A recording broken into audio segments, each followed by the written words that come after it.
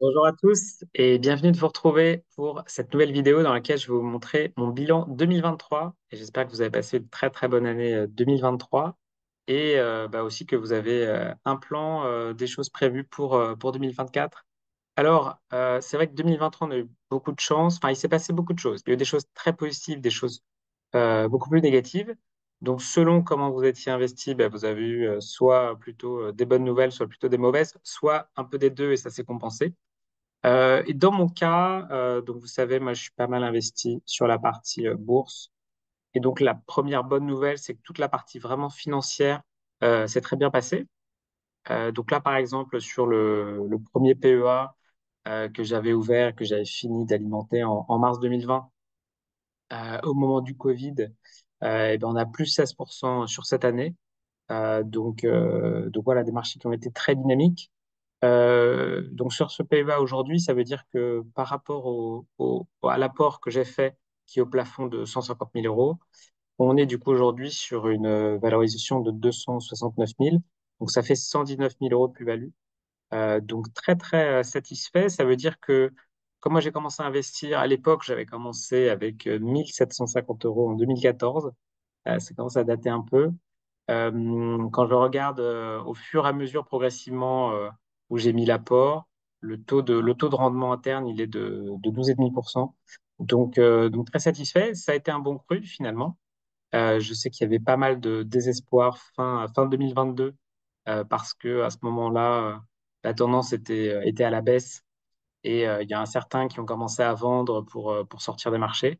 Mais finalement, ça valait le coup de rester et on a eu notamment une fin d'année excellente. Donc, euh, donc très bonne année et on va dire même de manière générale, très bonne décennie en fait. Je regardais là ce que faisait le SP500 là depuis 10 ans.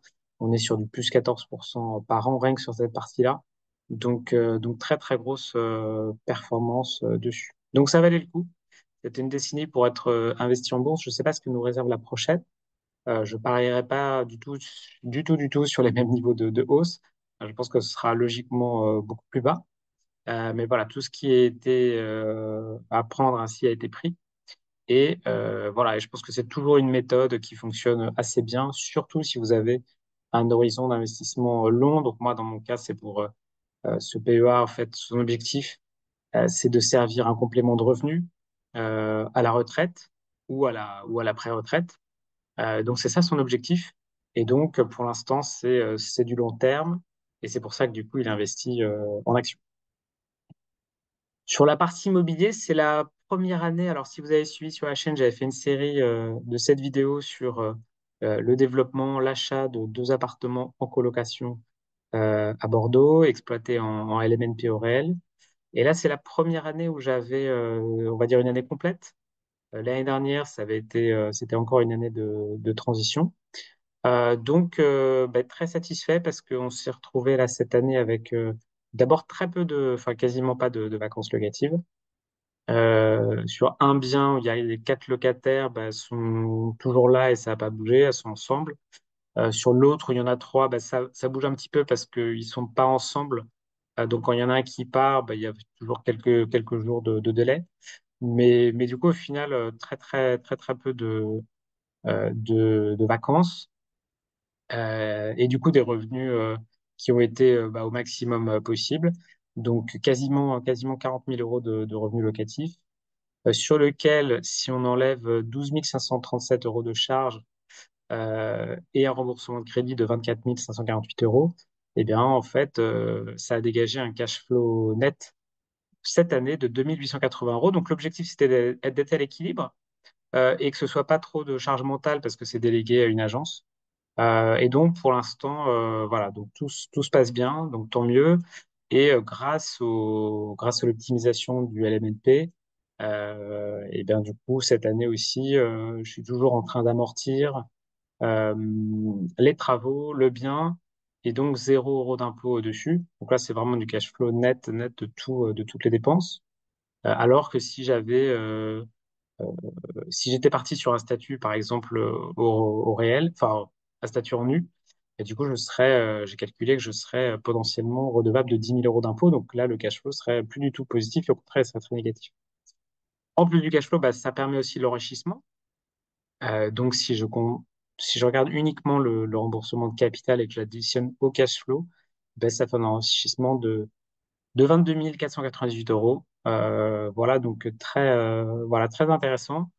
Et ben, on va voir ce que donne la suite. Mais potentiellement, voilà, je vais regarder pour voir si je peux faire une nouvelle opération cette année. Alors, c'est vrai que ça, on parle des réussites, mais il y avait quand même une année un peu compliquée, donc il y avait quand même des choses à éviter.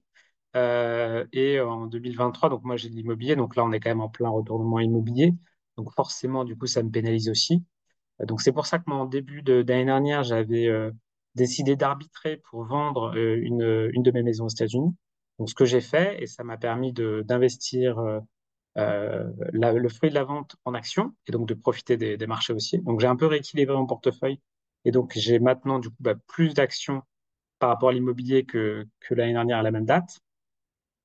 Et puis l'autre actif qui a beaucoup perdu, et ça a peut-être surpris certains, c'est les obligations d'État qui ont perdu en début d'année là quasiment 23% de leur valeur. Donc, j'avais fait aussi une vidéo dessus que vous pouvez retrouver sur la chaîne. Forte baisse des obligations d'État. Alors c'est vrai que c'est un placement qui est dit sans risque parce que effectivement bah, c'est très rare que les États fassent faillite, en tout cas et en particulier les États bien notés comme les États européens, USA, etc. Je parle pas de pays comme plus risqués comme l'Argentine, mais c'est vrai que bah, sans risque, ça ne veut pas forcément dire grand-chose. En fait, il y a quand même de la volatilité, et donc bah, du coup, les obligations se sont retrouvées à beaucoup baisser cette année parce qu'on a subi une hausse des taux très très forte.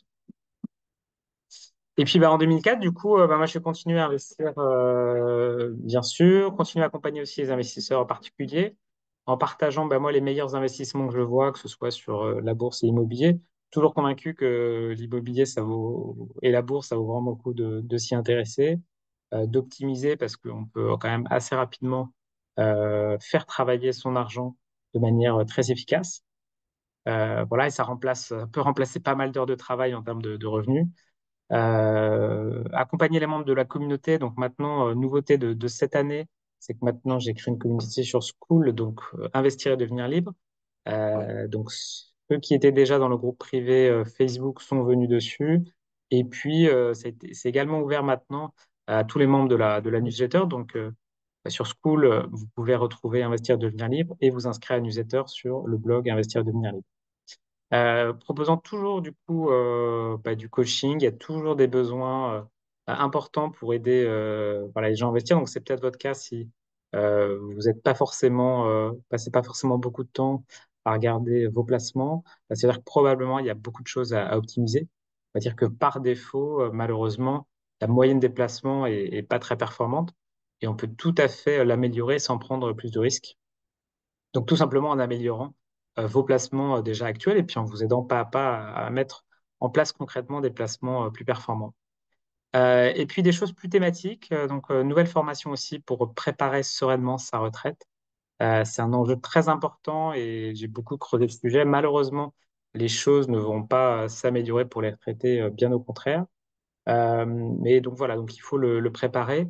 Et finalement, c'est quelque chose qui peut être relativement compliqué à bien préparer parce qu'il faut s'y retrouver dans la jungle des placements, débusquer un peu les faux conseils et vraiment optimiser en fonction de ses propres objectifs. Donc c'est aussi, voilà, ça va être aussi pour moi un objectif cette année de continuer à voilà, creuser cette partie-là qui répond à un vrai besoin aussi. Voilà, bah, c'était tout pour ce bilan 2023. Vous pouvez suivre plus de détails sur l'article que j'ai écrit sur le blog qui est en lien dans les commentaires. À très bientôt. Ciao.